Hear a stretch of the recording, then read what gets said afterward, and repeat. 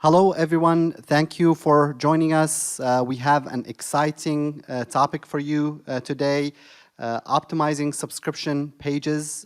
We will share a case study where we'll show you how designing for visitor cognitive progression for this one company produced a 90% increase in conversions. With me, Ayat Shukeri, a whole bunch of team that is working today, a team behind the scenes. Of course, we want you to join the conversation. You can choose the chat feature and go to webinar. If you have any questions, any comments, please feel free to ask those. Also, our team will be monitoring Twitter. You can tweet at us at Invesp, and the hashtag is InvestCRO. We love to have these webinars very interactive, so I think you will see lots of questions presented to the audience in this webinar. If we wanted to have these webinars just one way, monotone, we would not have them as webinars. We will just record them. So please make sure that you have a dialogue with us during the webinar. Ayat Shukeri will be presenting to you today. She's my co-founder, the managing partner at Invest. She ran 400 plus conversion optimization projects, worked with some of the largest brands, 3M, O'Reilly, Special Olympics, Discovery, helping them increase their conversion rates tremendously. With that, I'm going to turn it into Ayat. I'm going to be monitoring the webinar, jumping to help Ayat now and then in the webinar. Ayat, all to you. All right, thanks, Khaled. And what we're going to do actually is we're going to jump into the case study immediately. So founded in 2006, our partner was one of the largest internet radio and podcasting services. Just to give you kind of an overview of what this particular case study is all about, the problem was that they had low subscription conversion rates. They were hovering less than 1%. The website offered two different types of subscriptions, hosting subscription and the listener subscription.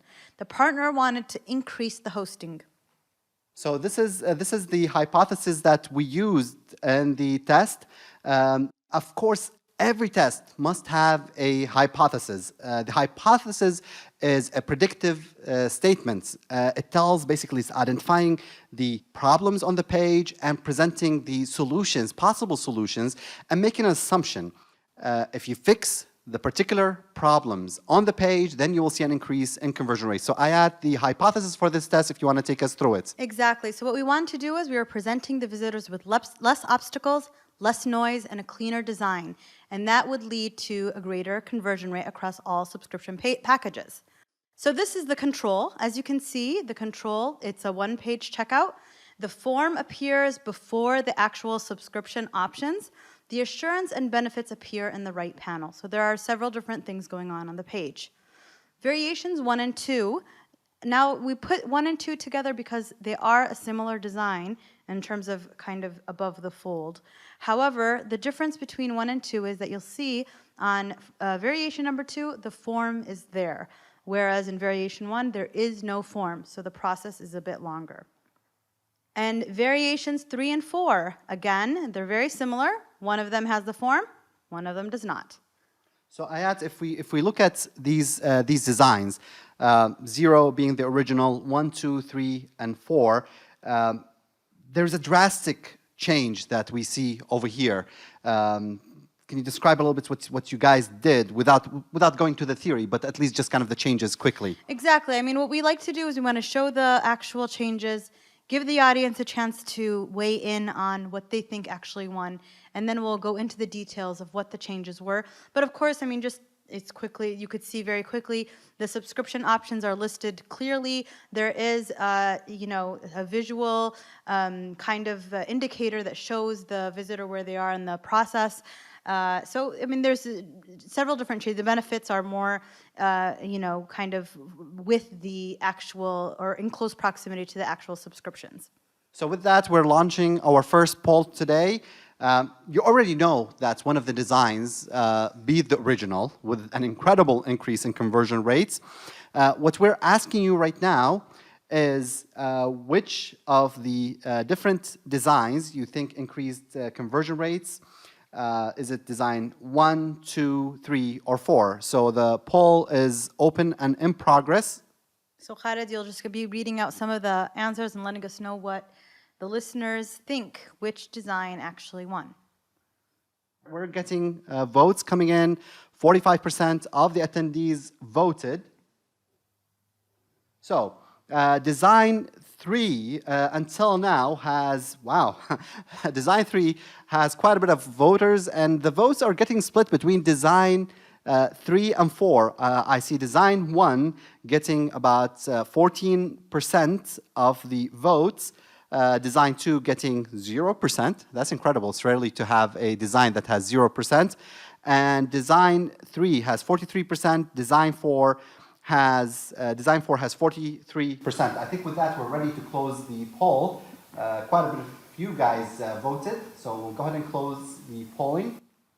All right, so the variation that had the horizontal view had a 91.3 increase in website subscriptions.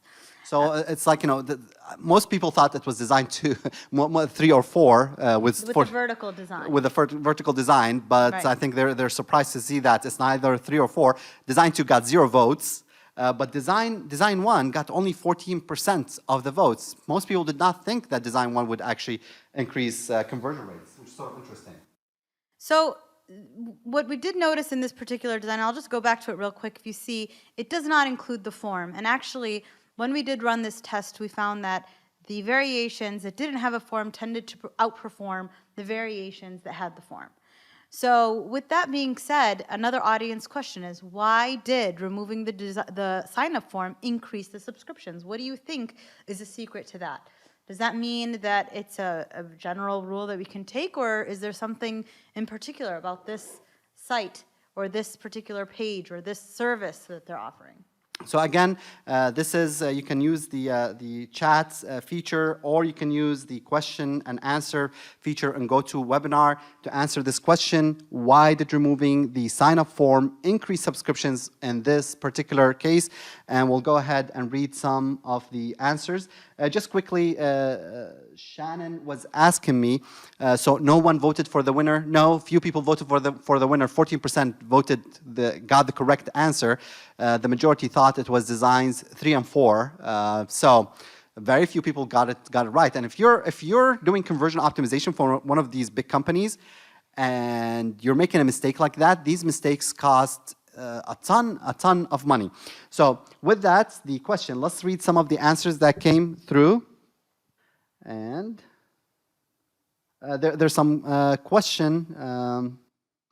Let's see. We'll read. So over here we see that visitors did not feel that they are being pushed to convert with the winner design.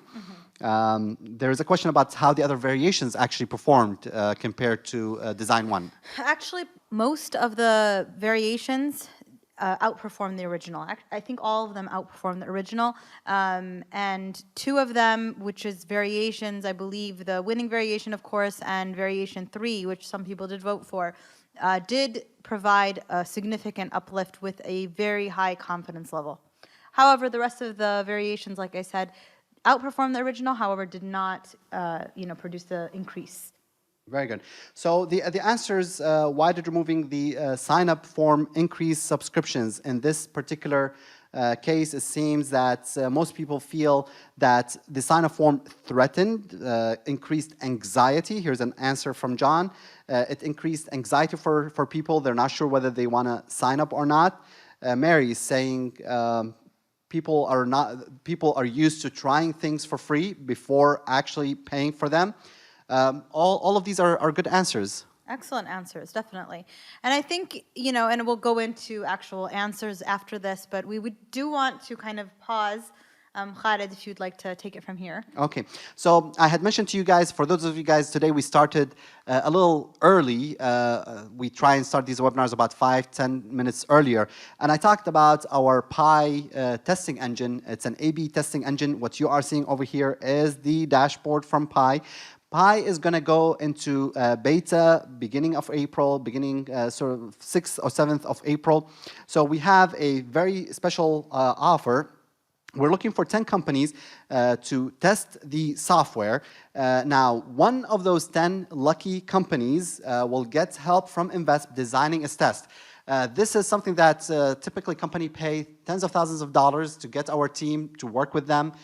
So one lucky company that will be helping us test the software, running the actual test on their website, will help them. Our team will work with them, either myself or Ayad directly, to create an A/B test. So if you're interested, you just need to have a minimum of 1,000 conversions a month, 1,000 conversions a month in order for us to perform a valid test. You must be willing to share your test data on one of these webinars. We'll hide your name if you'd like. But go ahead and send an email to pii@invest.com. We will select the first 10 companies, and one of those 10 will get help from Invest designing its test. With that, Ayat, let's go back to the webinar. Okay, excellent. So, before we kind of go into what happened with our particular partner, here we're talking about Basecamp. And Basecamp, everybody's familiar with it. This is something that common knowledge. But when you go to their website, actually the first thing that you see, you're prompted with a form. There is that kind of like what some of the listeners were saying, that they feel the pressure to kind of sign up. But again, there is name recognition. There is a lot of trust and confidence that comes with that, as well as 5,611 companies signed up for Basecamp just this week. Again, there's a lot of things that are motivating people to possibly move on with the trial. However, I think Khaled had mentioned that he even has felt anxiety to sign up. And if you want to kind of weigh in on that, Khaled. Yeah, so it's great. So you'll give me a free trial for 60 days, but the cost is really not the issue that I'm worried about. For us, if we're using a software like Basecamp, even if on a trial period, that means we have to move some of our software developments or maybe our conversion optimization projects into using the software. Well, what if I don't like the software? I really don't need 60 days trial. If I spend 60 days and I'm still not sure, and after the 60 days, well, we need to move out to another platform, how am I going to move my data? There is just lots of anxiety and FUDs. So yes, everybody knows Basecamp, and I think it's sort of interesting because so they have the sign-up form first, and then below that, if you guys can see, they have the different subscription levels. So at $20 a month, you're getting 10 active projects with 3 GB space. All of that, the cost is not tremendous for most small to mid-sized companies. When it comes to financial cost, the real cost that we worry about is the time investment and resource investment. And what am I gonna do if I don't like it? So exactly, and that's something that we're going to talk about. That's something called visitor, cognitive progression, and that's something that we'll get into. So just going back to our test, this is the control. There's really too much going on the page. The form doesn't support cognitive progression. And I'd like to discuss what cognitive progression is, because this customer has, it's a hosting or a podcasting internet radio service. Again, just like Khaled said with Basecamp, it's something that requires time, investment, effort. Maybe it's not that expensive. Maybe it's something really, cool and great to have your own radio show. But it's not easy. We know from webinars how much time and effort it takes to actually, come up with this. It's entire production and people and support and so many different factors that go into it. So I can imagine doing a podcast that would be something more frequent on a weekly basis would also require that time investment. So we wanted our partner to consider that. We wanted them to consider the fact that this is something you need to think about cognitive progression. Okay, what's the first thing that they want to see? Do they want to right away see the form, or do they want to understand more about the service that you're offering? And this concept of cognitive progression is very critical to the process of conversion optimization. And different people think of it in a different way. The way I think of it, if you have a website, whether you're an e-commerce website or a subscription-based website, a content-type website, you're writing a script for a movie. That movie involves a visitor coming to your website, landing on your website, and running through different scenes in that movie. They say American movies have 8 to 12 different scenes, typically 8 different scenes from the beginning until the end.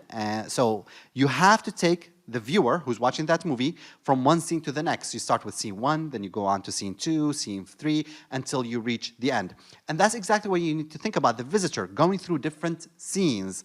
And you need the viewer or the visitor, you need to be very mindful of their psyche, of their progression. You don't want to start somebody from scene 4 at the very beginning of the movie. They will be completely confused. You don't want to start with scene 7 if you haven't gone through the different scenes.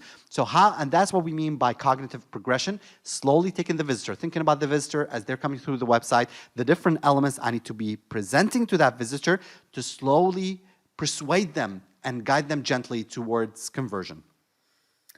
So another issue on the control is that the placement of the benefits doesn't support the buyer momentum. They're there, they're wonderful, but again, a lot of times, you place content, you think it's great, but visitors will completely miss it. And then the regular non-host sign-up, I know that wasn't one of the goals to increase the sign-up, but still, it's just there, very, kind of hiding in between the 1 and 2 steps of create the account and become a host. So those are different things to consider on the control. In terms of the winning variation, the visual indicator allows the visitor to see where they are in the sign-up process. It's very important for a visitor to see that. And this is something that you can take across any different website, whether it's an e-commerce website or whether it's a subscription model website. Again, it's very important for the visitor to know what to expect in whatever process they're following. The offer and the subscription options are clearly listed. You see the premium account, the plus account, what are they offering, what is it all about, how much is it, what's the cost? And then each option also includes, benefits. What are the benefits for that particular subscription option? And then again, any FUD factors, any factors that create fears, uncertainties, or doubts. We remove those factors in order to propel the visitor to move forward. So action items. So these are really the essence of the webinars. Over 10 years of doing conversion optimization, 3,000 plus A/B and multivariate tests that we've conducted using the conversion framework. And this is the summary. When somebody joins our team, we're doing conversion optimization. These are the rules that we follow. So you want to look at them, examine them, study them very carefully. And here are some marketing insights, actionable marketing insights that you should be able to implement right away. So number 1, use visual indicators to help visitors know exactly where they are in the process, the different steps that they have to go through. We've seen the visual indicator on the particular case where we let the visitor know that there's 4 different steps in the process before they sign up. Number 2, incorporate benefits using copy and design to support the buyer momentum on the page and in the purchase process. If you recall in this particular case, benefits in the control were on the side, on the right-hand side. The benefits belong to everybody. Sign-up was less than 60 seconds. But what the team did in this particular case, they took those benefits and incorporated them into each one of the different subscription options. So they used copy and design both to support, to display those benefits, supporting the buyer momentum. Number 3, design your pages and funnel to support visitors' cognitive progression. You need to think about the scenes, the movie that we're writing. What information, what is going to be in scene 1, what is going to be in scene 2, what are the different things I need to be presenting my visitor in order to slowly and gently guide them towards a conversion. Number 4, reduce noise and clutter on the page, on any page, by removing elements that can cause unnecessary fears, uncertainties, and doubts. Reduce FUDs, remove FUDs. They are the anti-conversion. Okay, excellent. So just to kind of go over visitor cognitive progression, what are the things that a visitor has to go through in order for them to convert? Again, number 1 is you want to consider the credibility and trust of your company, of your product, of your service. You want to consider the value. What value are you going to be providing your customer, and how are they actually understanding that value through your copy, through the way that your site is presented, through certain elements? What's the investment, whether it's a time investment, a money investment, whatever it is? Well, actually, we talk about price point. This is more kind of time and effort. What is the time and effort investment that they have to put into this particular product or service? And again, the last one is the price point. What is the price point? If it's expensive, you have to understand that means your credibility and trust and value, they all kind of shoot up. You have to make more of an effort to address all of those issues.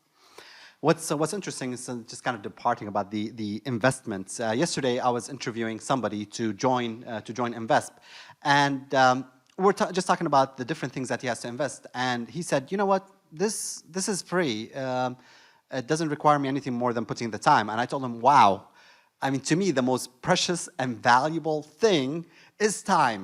It's kind of the equalizer between us and the giant big companies is the time that I have and the CEO and the time that the CEO of this other company has." I'm like, time is money, and really, you can't think of time as something free. The opportunity cost is just tremendous, and I think he was just didn't know what to say to that. A little taken aback there. Okay, excellent. So we're going to talk about a few, we want this to be as interactive as possible, as interesting as possible. What we're going to talk about is a few different subscription and pages that we can look at and discuss. And we want to hear your feedback. What do you think? Because it's important for us to know what our listeners are picking up on some of the information that we're providing you with. So here is USA Today. And so just to kind of step back here, USA Today, if you go to the actual main page of the news page and you click on subscribe, you're going to arrive at this page.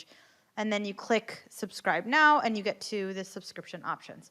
So again, there's a question to the audience. What do you think about this subscription flow? So I had just kind of a quick question over here, and I don't know if it's because some people are telling me right away, I'm getting messages like copy and paste problem. Do we have two different pop-ups appear over here on the actual site? Was it? No, it's only one pop-up, so this is probably an error from our side. Oh, no. Actually, the team is telling me, sort of interesting. It is actually a problem with the USA Today websites that, okay. And one of the guys is showing me that, okay, when you pull USA Today and you're filling the pop-up, it's actually two different pop-ups appearing over here. Sort of interesting. Sometimes it's a glitch in the system, and that's probably what happened. So a question to the audience: what do you think of this process, and what's the issue that you see over here? So initially, get your first 3 months, and I click on it, and then step 1, subscription options, and I'm seeing the different subscription options, and then step 2, delivery information. What do you guys think about this? And we're getting quite a bit of answers. Let me read. So how does user scroll to the bottom of the form? That's a usability issue that we're seeing. How does this work on mobile? That's something else that we're seeing. A third comment, this is a funny comment. Well, USA Today should be fixing their pop-ups if that is an issue that they're running into. Let's see if there's any other comments we're taking lots and lots of comments. Design could be done better. The colors are not very clear. Interesting. Yeah, I mean, designs could vary, but or especially colors could vary. But we're talking specifically about the subscription flow. And Ayat, if you want to take it from here. Right. So what I would say for this particular site is, again, the fact that I have to click on a page, the subscription now, and then see another page that gives me a little bit of information before I actually see the subscription options is a problem. Why do I have to do that? Why do I have to increase the steps? Again, think about this. It's a USA Today. It's not much of an investment. Think about the visitor cognitive progression. For something like this, think about the investment. Think about the value that they're getting. Think about trust and confidence. All of those issues will tell you, hey, you know what? Show the subscription options right away. There's no need for an extra step. Very good. And we're still, by the way, we're getting a whole bunch of comments still. The pop-up breaks the process. How many other steps are in the process? Text is very small. All of these are actually valid issues that USA Today should be thinking about. Thank you, everyone. All right. So this is another page. We look at Rosetta Stone. And in this one, we think, okay, what do we think about the page's cognitive progression? Think about the visitor's cognitive progression. What is this page doing to the visitor's cognitive progression? Ayat, can you describe the page to us, just in case, and we'll start taking answers. The question is, what do you think about this page's cognitive progression? But Ayat, if you want to give us some description about the page.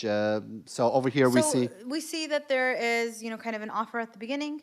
And then there is an area where it says choose your language, and then below it's select the product. that's right for you. So a visitor has the option of selecting one of 3 different products. Initially, when I had arrived at the site, I thought there was nothing wrong with this page. It's completely fine. What's wrong with it? Very good. So we are taking audience answers over here. What do you think of the process? It does not explain the benefits between the 3 different possible options. So that's one of the problems, Shannon says. Let's see what other answers are coming. One answer is the distinction between the 2 options, Rosetta course and the Total course that they have. Still can't really tell what the difference between the 2 right away. So the thing with this particular page is that actually, initially, when I had seen this page, I was really confused myself, because the first thing that I thought to do was click on one of the actual options, select either CD-ROM or the download or the online course, but what I found was I was unable to select any of those. And the reason is of course, above that, it says choose your language, and now I missed that completely because I think of the coloring, it's just really not working for me. There's no stepped process. Again, having some type of a visual indicator would help me know that if I don't select the language, I'm not going to be able to select the actual course that I'd like to get into. And that's what we see over here. George is saying doesn't tell the visitor which part of the process they are in. Shannon says does not list the price. Jack says comparing products would be necessary. There looks like to be a link to it. Is there a link to compare products? Yes, there is a link. So do you feel that there should be a bit more comparison on the main homepage? What do you think, Ayat, of this comment coming from Jack? Yeah, I think there could be more, explanation at this point. Again, this is a landing page. This is the first thing that a visitor sees. Very good, excellent. And so this goes to continuity. You have to anticipate the visitor's clicks. What are they going to do next? How will they view your page? And all of that can give you stronger and greater continuity on the page. I remember, clicking on an ad and then seeing a landing page that's completely different. This is very important to kind of consider that flow. What's your visitor seeing before and after? And then finally, we're looking at this site, Inflectra. What do you think about this page's cognitive progression? Inflectra. I can't even tell. What do they do, by the way? My apologies. I'm not familiar with the company. What was it? A project management? This is a project management. This is a project management software. That's what they offer. So something probably similar to maybe something like Basecamp, software and hosting. Very good. And the comments are coming in. What do you think about this page's cognitive progression? Design stinks. Okay. Never fails. There's always a funny comment. Nina says, remove the clutter with lots of exclamation marks. I agree. Too many options. I agree. Too many.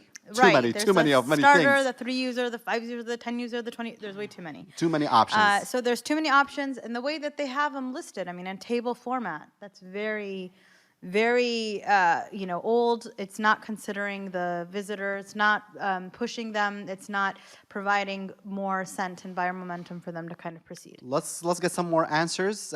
Mike is saying too many FUD-causing elements on the page, like that. That means he read our book, Fears, Uncertainties, and Doubts. Shannon says, too much text equals noise. Jack says, no benefits. Don't know how the subscription process will work. Too much going on the page. It seems everybody agrees there is a lot that Inflectra can do with their landing page. Right, and exactly. This is a landing page. So this is the first thing that you see after you click on a PPC ad is you're going to see this page. And I don't have enough information about Inflectra's project management to begin with. They're not even a well-known company necessarily, and I have all of this kind of, in the way of me moving forward with the process. Now, there is obviously a lot wrong with this page. But I want to take it back to the point of cognitive progression. I'm the visitor. I landed on this page. It's overwhelming. I agree. No CTA, no benefits, way too many options. And I think, though, if you want to think about the element of cognitive progression as an element, First thing I need to do, well, there's many options for project management software, correct? I could be thinking about Basecamp, maybe Microsoft Project, maybe Jira. I mean, there's a ton of project management software. So Inflectra needs to tell me why, can I even trust them? Why wouldn't I even consider using them as opposed to others? That's the very first thing before, before I get into the pricing and all that stuff. Pricing is great, but believe me, with project management software, I'm not thinking about price. I mean, unless you're gonna charge me tens of thousands of dollars or thousands of dollars, typically it's gonna be very cheap. So establish some credibility. Give me those, kind of signs subconsciously. Give me some credibility and trust. And we talked about the cognitive progression. So that's number one. Show me the value of using you. Compare you to some of the other well-established players in the marketplace. Then we can talk about pricing. Again, pricing is important, but it's not the most critical point. Yet over here, that's the very first thing that they put there. Buy Inflectra Project Management and Help Desk software online, and here are the pricing. Well, what I would think is that somebody sitting at, the desk, the hippo probably in the room, thought, hey, our pricing's awesome. That's the first thing that our visitor should see. Very good. All right. So here's a quick summary of what we talked about today. We talked the use visual indicators to help visitors know where they are in the process. Again, this is something that is really important throughout, whether you are a subscription-based or an e-commerce site or whatever you are. Incorporate benefits using copy and design to support the buyer momentum on the page in the purchase process. Design your pages and funnel to support the visitor's cognitive progression. Reduce the noise and the clutter on the page by removing elements that cause unnecessary fears, uncertainties, and doubts. Think of the actual progression a visitor has to go through to convert, the credibility and trust, the value, the investment, the price point. And then again, by anticipating a visitor's clicks, what they will do next, and how they will view your page, you can have stronger and greater continuity on the page. Very good. With those marketing summary points, that sums up the lessons and the marketing insights, the actionable items that you are taking away from the webinar. The webinar slides are going to be available on SlideShare, so we will send you an email with that. Webinar recording is also will be up on our YouTube channel. We try and get it up usually by Monday or Tuesday, but you will receive an email from us. Now, for those of you who are interested in seeing the conversion framework on your websites, now we've successfully used the conversion framework and in implementing 3,000 plus test plans between A/B and multivariate testing. Successfully used it on 400 plus with 400 plus partners in 11 different countries. And the beauty of the conversion framework is grounded in scientific approach that generates repeatable and sustainable increases in conversion rates. That's the essence of the conversion optimization process. Now, you can learn more about how we can work together. There is going to be a form that after we are done with the webinar, you can select partnership opportunities to increase conversion rates from the form, or you can email us directly, convert@invesp.com, convert@invesp.com. Both are options to you. And a quick reminder as well about A/B testing engine.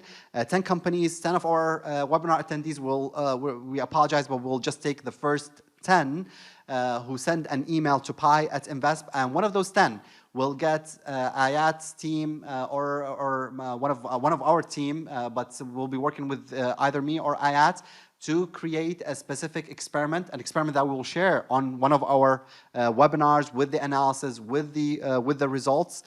So go ahead and email pi@invesp.com.